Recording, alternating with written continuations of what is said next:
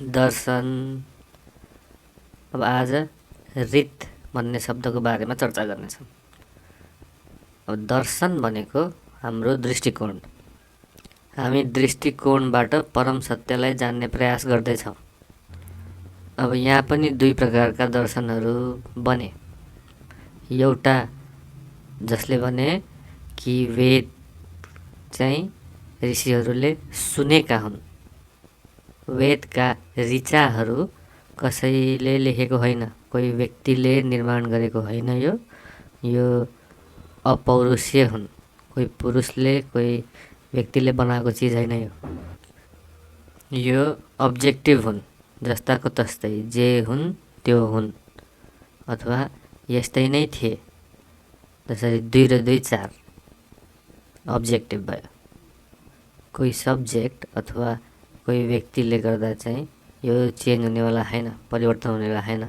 भगवानले चाहेर पनि यो नियमहरू, यो सत्य चेन्ज हुनेवाला चाहिँ छैन। अब यदि ऋचाले भन्छ 2 र 2 4 अनि भगवानले आएर भन्नु 2 र 2 5 भने भगवान गलत हुन सक्छन्, तर यी ऋचाहरू चाहिँ गलत हुन सक्दैनन्।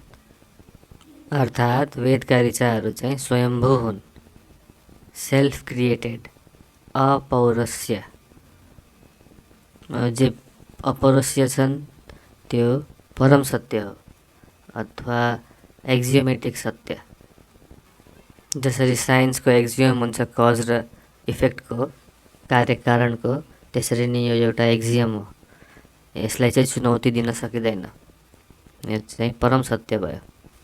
ऋषिहरूले सुन्नु मात्रै भएको हो यी ऋचाहरू, त्यसकारण यसलाई श्रुति पनि भनिन्छ। अब ऋषिहरूले के गर्नुहुन्थ्यो भने केही नलेज इन्फर्मेसन आउँथ्यो, सुन्नुहुन्थ्यो उहाँहरूले, अनि त्यसलाई चाहिँ रेकर्ड गर्नुहुन्थ्यो, टिप्नुहुन्थ्यो। कुनै मन्त्र आयो, कोही मन्त्र सुनियो, कोही मन्त्र डिस्कभर भयो, त्यसलाई चाहिँ रेकर्ड गर्ने। अब भनेपछि जति ऋचाहरू छन् हाम्रा ती सबै परम सत्य ऋचाहरू हुन्। वेदका सम्पूर्ण ऋचाहरू चाहिँ परम सत्य हुन्। त्यसै कारण वेदलाई नै प्रमाण मानेर सबै दर्शन अडिनु पर्यो। बेस चाहिँ वेद हुनु पर्यो, किनभने ट्रुथ नै वेदका ऋचाहरू भए। वेद भयो ट्रुथ, परम सत्य। अनि यसका लागि एउटा शब्द प्रयोग भयो जुन हाम्रो नेपाली दर्शनमा, सनातन दर्शनमा मात्रै पाइन्छ, अरू अन्यथा कतै पनि पाइँदैन। त्यो शब्द हो रीत। अनि के भनियो भने ऋथस्य पथा प्रेत। यसो एकलट हेर्दा ऋषिहरूले के पत्ता लगाउनु भयो भने यो संसारमा सबै कुरामा एउटा रेगुलारिटी छ, एउटा कन्टिन्युटी छ, एउटा अर्डर छ। सूर्यलाई हेर, सूर्य जहिले पूर्वमै उदाइरह, पश्चिममै बिताइरह, अस्ताइरह। चन्द्रको पनि त्यस्तै छ।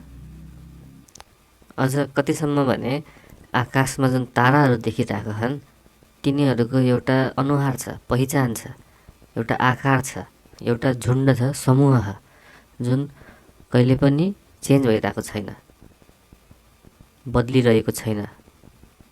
त्यसलाई ऋषिहरूले नक्षत्र भन्नुभयो। नक्षत्र, नक्षत्र। नक्षत्रको अर्थ जसको कहिले क्षति हुन सक्दैन, जुन कहिले बिग्रिन सक्दैन। किन छ त अनि यस्तो अर्डर, यस्तो रेगुलारिटी यो संसारमा? यो सोच्दा सोच्दै उहाँहरू कहाँ पुग्नुभयो भने पक्कै कुनै न कुनै शक्ति हुनुपर्छ, केही न केही हुनुपर्छ जसले चाहिँ यो सबै अर्डर मेन्टेन गरिरह। सूर्यलाई डेली पश्चिमबाटै उदाइरह, चन्द्रको कला हरेक दिन एक एक कला गरी घट्दै अथवा बढ्दै गइरहेको छ, अथवा सम्पूर्ण संसारलाई चाहिँ रेगुलर राखिरहेको छ यो शक्तिले। अब यो रीतलाई यदि हामीले चिन्यौँ, जान्यौँ, अन्डरस्ट्यान्ड गर्न सक्यौँ भने यसले चाहिँ हाम्रो जीवनमा पनि एउटा रेगुलारिटी प्रदान गर्छ। अनि ऋथस्य पथा प्रेत भने ऋषिहरूले, अथवा हामी पनि आफ्नो जीवनमा वेद जस्तै रेगुलारिटी ल्याउनु पर्यो। उद्देश्य त्यो बनाम। अब भाइ भाइ मिलेर रहन्, बाबुआमा खुसी रहन्, सबै कुरा समाज राम्रो रूपले चलोस्। अब यो सबै गर्नका लागि हामीले रीतलाई समाजमा उतार्नु पर्यो। अब रीतलाई समाजमा उतार्दाखेरि जे जन्मिन्छ त्यसलाई चाहिँ धर्म भनियो। अब ऱ्यान्डमनेस समस्या हो, जे पनि जतिखेर पनि जसरी पनि हुन थाल्यो भने त अलि कठिन हुनुभयो, रोमाञ्चक भन्दा पनि जीवन। त्यस कारणले गर्दा जीवनमा रेगुलारिटी चाहियो। रेगुलारिटी कताबाट आउने भयो त? रीतबाट आउने भयो। अब रीतलाई चाहिँ समाजीकरण गरियो, धर्म बनाइयो। धर्मो धार्यते प्रजा। रीतले प्रजालाई धारण गरोस्, प्रजा विखण्डित हुन नपाओस्, प्रजा टुक्रिन नपाओस्, छरिन नपाओस्। अब यसमा राधाकृष्णनले पनि राम्रो टिप्पणी गर्नुभएको। अब यो होइन कि धर्म भनेको जुन लेखिएकै छ है। अब मानौँ कि हजुरले राइटतिरबाट दायाँ साइडबाट हिँड्ने नियम बनाइदिनु भयो अरे, नियम बन्यो अनि यो चाहिँ हजुरको लागि धर्मको पालन भयो कि राइटतिर मात्रै, दायाँ साइडतिर मात्रै हिँड्नु छ। All rules are your rules. अब रोडमा दायाँतिर नहिँड्नुहोस्, गाडी ल्याउला, ठोक्ला, मर्नु होला होइन, दुर्घटना भयो, पीडा भयो। त्यही कारणले गर्दा एउटा रेगुलेटेड लाइफ चाहिँ जरुरी छ। धर्मो रक्षति रक्षता। जस व्यक्तिले धर्मको रक्षा गर्छ, धर्मले त्यसको रक्षा गर्छ। अथवा अलि ठाडो भन्नुपर्दा, जस व्यक्तिले धर्मको पालना गर्दैनन् त्यसको खासै उ छैन। जो व्यक्तिले धर्मको पालना गर्छन् उसकै मात्रै रक्षा हुन्छ। सो धर्मको रक्षा गर्नु पर्यो। धर्म के हो भने धर्म त्यो हो जसले चाहिँ सोसाइटीलाई रेगुलेट गर्छ, समाजलाई नियमन गर्छ। रीत जब माथिबाट तल ओर्लिन्छ तब यो धर्म बन्छ। अनि यही रीतलाई चाहिँ हामीले आफ्नो जीवनमा पनि ल्याउने प्रयास गरिरहेका हुन्छौँ। हामी भगवान्लाई भन्छौँ कि यो जुन रेगुल्यारिटी छ त्यो मेरो जीवनमा पनि आयो भने मेरो जीवन सुखी हुन्छ। अनि यो हुन्छ कसरी त? कर्मबाट।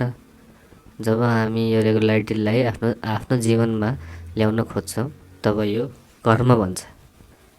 आकाशमा रीत, धरतीमा धर्म अनि मनुष्यमा कर्म। अब कर्मसम्म आइपुग्दा यो कजल ल बन्यो। जसले जे गर्छ त्यस्तै नै फल पाउँछ। अब जो चिसोमा माथिको वस्त्र नलाइकन बाहिर खुल्ला हावामा निस्किन्छ त्यसलाई रुगाखोकी चिसो त समात्ने नै भयो होइन र?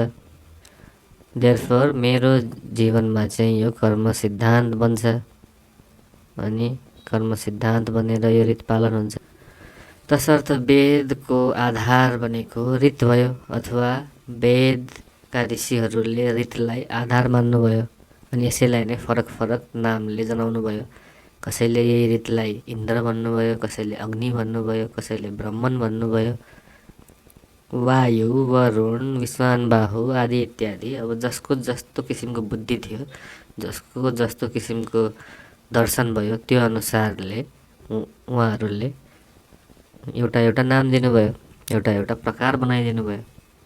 तर हाम्रो फिलोसफी, सनातनको फिलोसफी, हिन्दू धर्मको फिलोसफी यति नै हो कि एउटा रेगुल्यारिटी छ अथवा एउटा परम सत्य छ जसले यो सम्पूर्ण संसारलाई, ब्रह्माण्डलाई रेगुलेट गरिरहेको छ। एउटा अर्डर छ, एउटा अर्डर मेकर छ। हाम्रो समाजलाई नै रेगुलेट गर्छ अनि हाम्रो जीवनलाई पनि रेगुलेट गर्छ।